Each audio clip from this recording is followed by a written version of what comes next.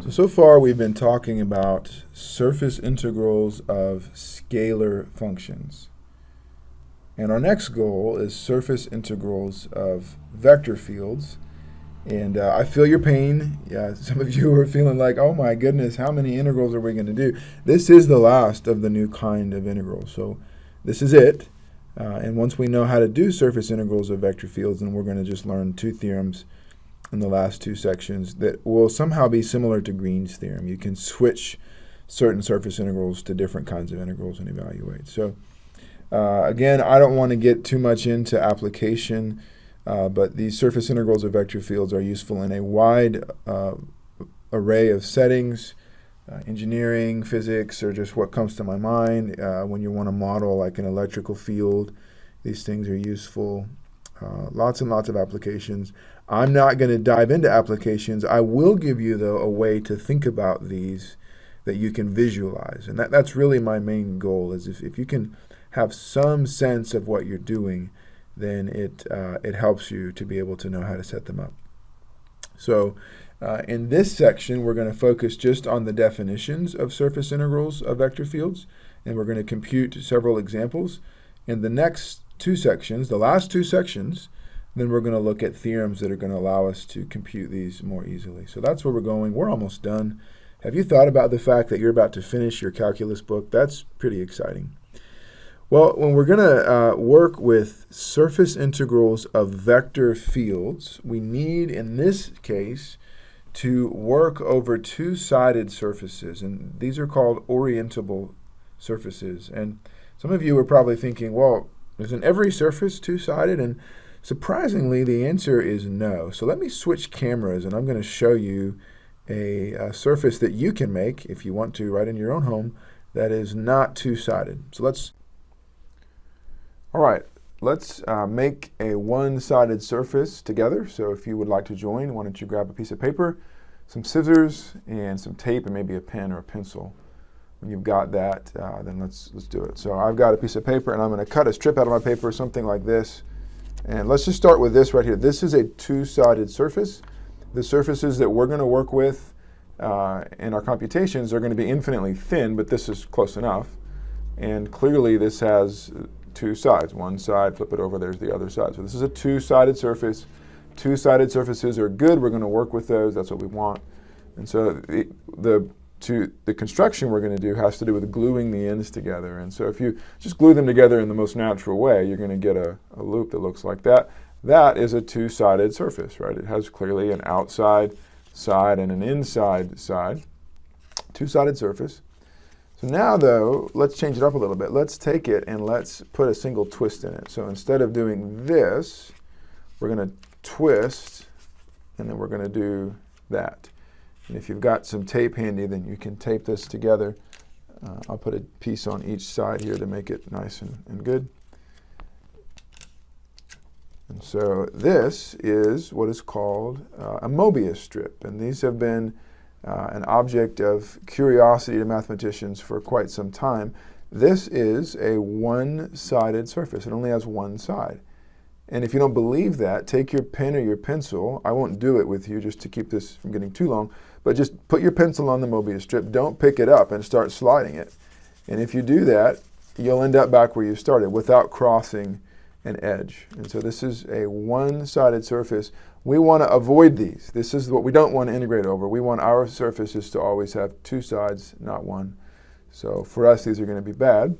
A couple of things before you go. These are little fun things you can do if you have a younger sibling around. Maybe try cutting it in half and see what happens. It's kind of fun to guess. What would happen if I cut the Mobius strip in half? Just cut it in half along the line here. Cut it in thirds. Try that. See what happens. Pretty interesting to study that. Also, just in case you're curious, what happens if you take a second Mobius strip and you were to try to glue them together, if you can even do that? Well, it turns out you can't unless you have a fourth dimension. But if you could glue them together, you would end up with what's called a Klein bottle, and it looks like this, except it doesn't. This is a three-dimensional version of a four-dimensional object. Klein bottles are actually four-dimensional.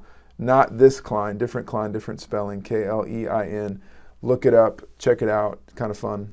All right, the point is Mobius strips are bad because they only have one side. They're not orientable. So we're going to get rid of those, and let's go back to the screen and keep working. All right, fun's over. Back to the screen. So every orientable surface has two possible orientations, and this is just saying there's two sides, and you can pick one of those sides to be your up. That's what this is going to be practically. We need an up. So if I have a surface here and it's orientable, that means it has two sides, and so I could make this the up side, or I could make this the up side, and in general, it doesn't matter, although the problem that you're working with may specify. It will change the value of our integrals as well, but what I mean is you can sort of pick the up that's convenient for you unless otherwise specified. All right, so I want us to remember something, and we're going to add something slightly new here as well. So if S is parameterized by R of U and V, then it has a default orientation with a unit normal vector. And we looked at the normal vector last time, but I'm going to show you how to make it a unit normal vector. So we saw last time that if you take R partial U cross R partial V, that's orthogonal to S at each point. And here you can go ahead and divide by the length of RU cross RV, and you're going to get a unit normal vector to S. And let's realize that when you pick this, whoops, I need my eraser. When you pick this vector, right, you're actually choosing an orientation. So this, by default, is going to point one way. And if you want to go the other way, then you're going to use minus n. So let's just point out that the opposite orientation is given by minus n. And so we can pay attention, and there's some examples that I'll do with you where we'll actually want to choose one of the orientations. We'll choose whether we want to use n or minus n. But in general, our default orientation, our default way of looking at things is going to be to use this as our up, so to speak.